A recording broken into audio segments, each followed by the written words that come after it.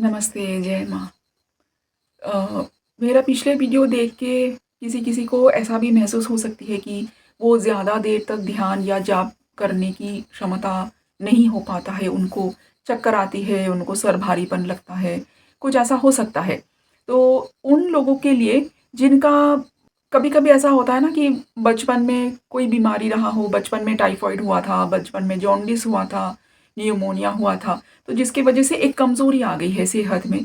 तो उन लोगों के लिए जिनका शरीर थोड़ा कमज़ोर है, जिनका नर्वस सिस्टम, ब्रेन थोड़ा कमज़ोर है, वो ज़्यादा देर ध्यान या जाप कर नहीं पाते हैं, तो उन लोगों के लिए क्या उपाय है कि वो आध्यात्मिक मार्ग पर आगे बढ़े? तो आप ये समझना कि आध्यात्मिक मार्ग पर मेन चीज़ इतना ही है कि हम हर तरीके से भगवान से ही जुड़े। हमारा इमोशनल, हमारा वाइटल, हमारा जो भी टोटल इंटेलेक्चुअल जो भी चीज़ें हैं, वो टोटल हम एक ही ओर ही सारे एनर्जी हम एक ओर ही देना चाहते हैं, वो है भगवान पर। तो आप जैसे नौकरी करते हो तो सारा काम आप भगवान की सेवा समझ के ही करो। पैसों के लिए नहीं सोचो कि सैलरी वो जो भगवान ने दिया वो मिला, उसमें ही संतुष्ट हो। पर वो जो भी काम आपका है, जो समाज में आपका कंट्रीब्यूशन है, वो आप अच्छे से कर रहे हो, भगवान की सेवा समझ के कर रहे हो। तो एक पुजारी जितने भाव के साथ, जितनी निष्ठा के साथ पूजा करता है भगवान का, आप उसी निष्ठा के साथ अपना ये काम करो कि सारा काम अच्छे से हो। तो वो भगवान का सेवा हो गया, वो आपका साधना का अंग हो गया। सारी ही चीज़ें आप साधना का अंग बना रहे हैं। और सुबह और शाम को जितना आपके शेड्यूल अनुसार, आपके व्यस्तता अनुसार, आपके जीवन के परिस्थितियों के अनुसार, जहाँ आप रहते हो, जिनके साथ आप रहते हो, वो परिस्थितियों के अनुसार आप एक रूटीन सेट कीजिए। ठीक है? ध्यान जाप के अलावा आप और क्या-क्या कर सकते हैं? थोड़ा जाप तो आप कर ही सकते हैं, 1-2 मिनट आपने जाप किया, आप स्तोत्र पाठ कर सकते हैं, थोड़ी देर आप प्राणायाम कर सकते हैं, थोड़ी देर योगासन भी अवश्य प्रैक्टिस कीजिए। थोड़ी देर आप योगासन और प्राणायाम करने की वजह से आपका शरीर, मन का, ब्रेन का जो नर्वस सिस्टम है, वो नर्वस सिस्टम और ब्रेन आपका और स्ट्रांग बनता जाएगा धीरे धीरे धीरे धीरे। और आगे कुछ सालों में आप अच्छे तरीके से ध्यान जाप कर पाएंगे, बिना आपको मतलब प्रॉब्लम हुआ। आपको प्रॉब्लम नहीं होगा उस समय, सर भारीपन, सर चकराना, ये नहीं होगा बाद में। जितना आप प्राणायाम, योगासन धीरे धीरे हर रोज प्रैक्टिस करते जाइए कुछ सालों तक। तो और स्तोत्र पाठ किया, थोड़ी देर आपने भजन कीर्तन या तो खुद किया या तो आपने सुना। भजन कीर्तन आपने चला दिया और आप उसमें आप सुन रहे हो। अब आप सोचेंगे ये भजन कीर्तन सुन के भी किया या ये स्तोत्र पाठ सुन के क्या फ़ायदा हो जाता है? खुद तो नहीं कर रहे, सुनने से भी क्या फ़ायदा? पर आज जितना एकात्मता के साथ मग्न होके उस पर पूरा अच्छे से उसका भावार्थ समझ के, अर्थ और भाव दोनों समझ के जितना आप उसको सुनेंगे स्तोत्र, दिन प्रतिदिन हर रोज़ आप उस स्तोत्र को सुन रहे हो, उसमें क्या है, वो स्तोत्र जिन्होंने लिखा, जिस भाव से लिखा, जो अनुभूति प्राप्त करने के पश्चात उन्होंने वैसे स्तोत्र से भगवान के प्रति भक्ति व्यक्त किया है, वो भाव आप समझने लग जाते हो।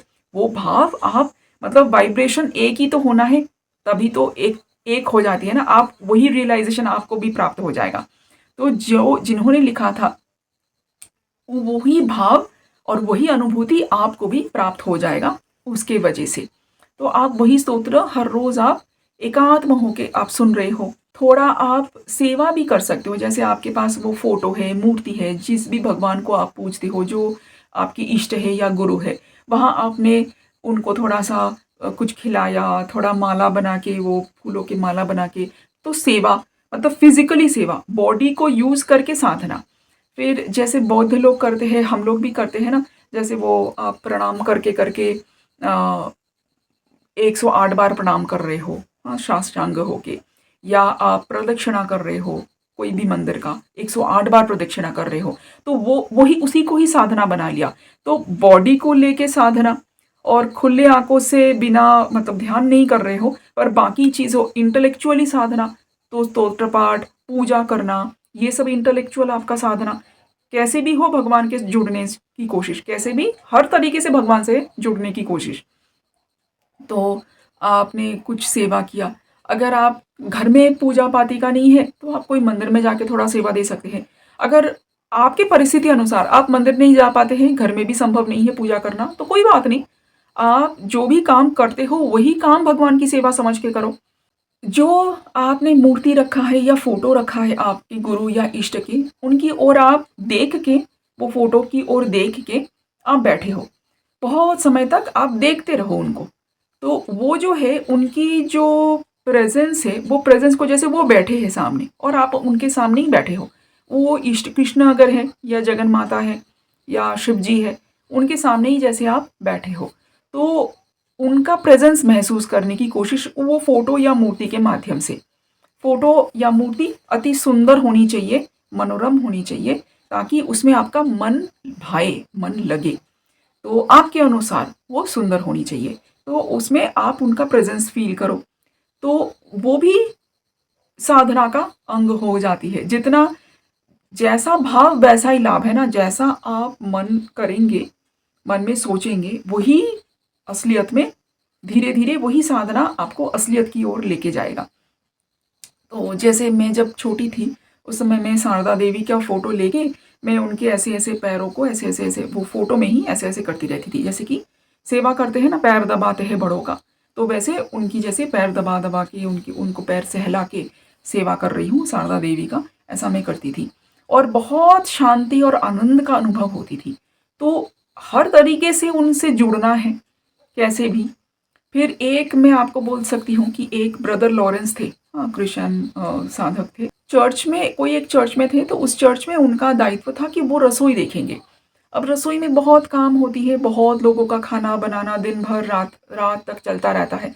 तो उनको अलग से साधना करने का ज़्यादा मौका नहीं मिलता था। तो वो क्या करते थे, वो जीसस क्राइस्ट का कल्पना करते थे कि जैसे जीसस क्राइस्ट उनके साथ ही है, वही उनका साधना था, बस। तो उनके मन में जो भी भाव आती थी, जो भी वो शेयर करना चाहते थे, उनके जो भी फ़िक्र थे, जो भी उनकी बातें थे, मतलब जीसस क्राइस्ट को वो अपना दोस्त समझ के बोलते जाते थे, मन ही मन, दिन भर में, कि जीसस ऐसा हो गया, जीसस ऐसा हो गया, अरे जीसस ये करना है, जीसस ऐसा करना है, तुम याद दिला देना ये काम है मुझे। जैसे मतलब एक फ्रेंड अगर रहे, एक दोस्त ख़ास आपका बिल्कुल डियर फ्रेंड अगर आपके पास रहे, तो आप जैसे सारी बातें उनको बोलोगे, वैसा ही वो जीसस के साथ करते थे। और आगे उनको जीसस क्राइस्ट के दर्शन भी होते थे और उनको एकदम साक्षात देखते भी थे, बात भी करते थे जीसस के साथ। तो पर वो सालों-साल प्रैक्टिस करते जाना है ना, तो वही चीज़ आप शिव जी के साथ कीजिए, आप भगवान कृष्ण के साथ कीजिए। ऐसे तो कितने हमारे भी भारत के साधक हैं जिन्होंने साक्षात कृष्ण भगवान के गोपाल के रूप में हमेशा दर्शन किए, बात किए, उनके उपस्थिति के आनंद उठाए। आपको अगर गोपाल माँ उनकी अगर आपको याद होगा, उनकी भी कहानी में ऐसा ही है कि वो भगवान कृष्ण को पूजते थे गोपाल के रूप में और आगे चल के उनको गोपाल ही दर्शन होते थे। तो वो ऐसे गोद में गोपाल जी को लेके भगवान कृष्ण की गोपाल जी साक्षात उनको दिख रहा है, छोटा बच्चा। तो उनको लेके दूसरों को नहीं दिख रहा है, उनको ही दिख रहा है और वो लेके-लेके उनको घूमते थे, उनको खिलाते थे, उनको सब मतलब रात को सुलाते थे, सब कुछ दिनों-रात उनको वो दर्शन होती थी कि गोपाल उनके साथ ही है। तो वो हो जाता है, तो practice of the presence of वो भी एक साधना है कि आप उनकी उपस्थिति आप कल्पना कर रहे हो हमेशा दिन भर हो, कुछ समय के लिए हो, तो आप अपने शेड्यूल के अनुसार, अपने काम, अपने परिस्थिति, अपना फैमिली सब कुछ के अनुसार आप एक रूटीन सेट कर लीजिए कि हाँ, मैं सुबह उठ के ये स्तोत्र पाठ करूँगा, थोड़ा जाप करूँगा, ये थोड़ा कीर्तन सुनूँगा, थोड़ा इनके ओर देख के बैठूँगा, भगवान की ओर दृष्टि रख के थोड़ा देर बैठूँगा। तो एक आधा घंटा, 45 मिनट या 1 घंटा आपके टाइम के अनुसार आपने एक रूटीन सेट कर लिया। वो रूटीन निष्ठापूर्वक हर रोज़ आप पालन करते रहिए सालों तक। और बाकी दिन भर में भी वो बार-बार भगवान का स्मरण करना वो भी आप करते रहिए। कैसे भी हो, कोई भी भाव से हो, चाहे शेयर करने के लिए हो, चाहे एज़ अ गार्जियन, चाहे उनकी उपस्थिति कल्पना कर रहे हो, चाहे मन ही मन उनके साथ बात कर रहे हो, या तो हृदय में ही वो है, आपके साथ ही वो है, ऐसे सोच रहे हो, कैसे भी हो, उनका बार-बार आप स्मरण करो। तो ये भी आपको धीरे-धीरे, धीरे-धीरे अग्रसर करवाएगा और आप आध्यात्मिक मार्ग पर आगे बढ़ते जाएंगे। बिना आप विश्वास रखिए, खाली निष्ठा रखिए, विश्वास रखिए और करते जाइए। आध्यात्मिक मार्ग में दो चीज बहुत जरूरी है। एक है निष्ठा के साथ करते जाना, एक है उसमें विश्वास रखना। हर बार ये प्रश्न नहीं आना है इससे क्या हो जाएगा, इससे क्या फायदा हो रहा है, इसमें कोई फायदा नहीं हो रहा है, मैं 1-2 महीना हो गया मुझे करते करते, मुझे कुछ नहीं महसूस हो रही है। क्लास 1 का बच्चा अगर कहे कि ये क्लास 1 का सिलेबस का पढ़ाई करके क्या फ़ायदा हुआ मुझे, उसको समझ में नहीं आएगा कि क्या फ़ायदा हुआ। वो पढ़ाई करते समय ही वो चीज़, जो-जो चीज़ उसको याद करने थे, जो-जो कविताएँ याद करने थे, उसी के ज़रिए ही उसका ब्रेन स्ट्रॉन्गर होते गया।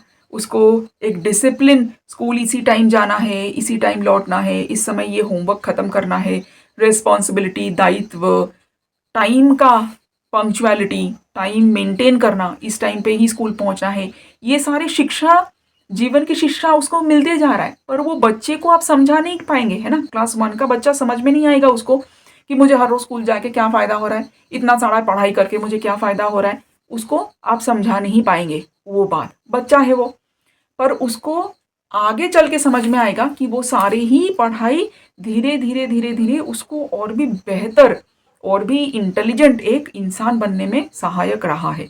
वैसे ही ये निष्ठापूर्वक साधना आपको करते जाना है। 1 महीने में, 1 साल में, 5 साल में, 10 साल में भी ये प्रश्न नहीं उठाना है कि करके क्या फायदा हुआ। फायदा आप खुद ही महसूस करेंगे, पर जब आप बहुत समय तक वो लगातार करते जाएंगे, तब आप देखेंगे कि जितना भगवान के ऊपर आपकी मन, दिल सारा आ गया है, उस समय जिंदगी के उतर या चढ़ाव आपको कोई ओवरवेल्म नहीं कर देता। वो विश्वास रख के आप करते जाओ, साधना करके आप अग्रसर होते जाओ। अग्रसर आप हो रहे हो ये विश्वास के साथ ही आप करते जाओ साधना। ये सारे ही साधना है, प्राणायाम, स्तोत्र पाठ, भजन कीर्तन, सब कुछ आपका साधना का अंग ही है, कर्मयोग। तो पूरा करके आप अग्रसर होते जाओ वो विश्वास के साथ। जो जिनको जिनको ध्यान जाप ज़्यादा देर नहीं कर पाता है, आशा है कि ये वीडियो उनके लिए हेल्पफुल रहेगा। जय माँ, हरिओम।